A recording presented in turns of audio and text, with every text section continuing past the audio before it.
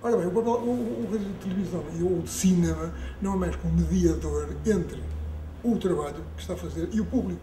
Ele vai, com uma forma própria, específica que ele tem, que até ou através do cinema, ou através da televisão, através, portanto, de uma montagem cuidada, comunicar com o público, ou contar-lhe uma história, ou fazer um documentário, uma coisa qualquer, mas de qualquer maneira trata-se sempre de transpor uma ideia para o público que a recebe. Essa é a parte fundamental.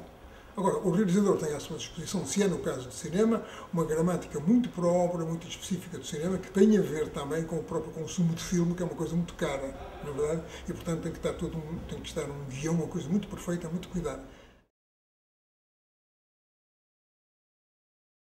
Em televisão, geralmente faz-se uma coisa em extensão, muito à vontade, porque depois pode-se cortar uma vez que a fita ou o disco, ou seja o que for, não tem um valor tão alto como tem a película de cinema.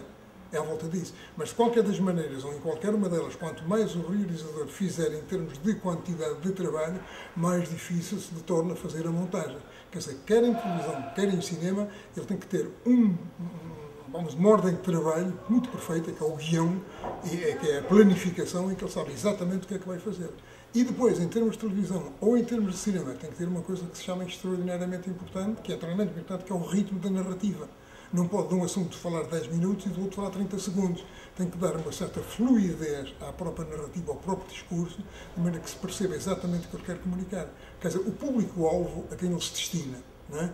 Se é, por exemplo, um filme que é destinado a uma comunidade científica, ele pode falar uma determinada terminologia. Se é um filme destinado ao grande público, ele tem que falar de uma maneira mais acessível, utilizando termos, utilizando coisas, etc. E depois, o filme não pode ser apenas um discurso na primeira pessoa. Eu fiz isto, eu fiz aquilo, eu disse aquilo outro. Tem que ser tudo devidamente objetivado, com imagens, sem cair na redundância. Quer dizer, o realizador não pode estar a falar numa coisa e tem que mostrar a imagem igual. Quer dizer, a imagem e o texto, ou a narrativa, ou o comentário, têm que se equilibrar em termos de complementaridade. Uma coisa é complementar da outra.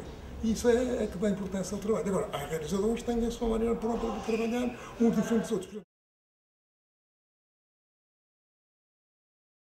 Estão a fazer neste momento um filme sobre a fulana Carolina Salgado, que trabalhava com Pinta Costa, que trabalhava que dormia com ele, não sei o quê, e Carol Tornabeira, e não sei quantos.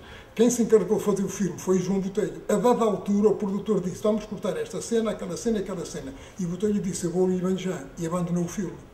Porque o que o produtor queria era um filme que estivesse a incriminar a Pinta Costa. E filmes têm que ser neutros, têm que ir na ficção muitas das vezes, exceto se forem filmes históricos, que então têm que respeitar a verdade histórica. Fora disso, a ficção tem que ser neutra. Tem que ser neutra, recriar, divertir e tal, mas sem entrar na contundência, chamamos-lhe assim, estar a bater neste ou naquele. Ok? That is all.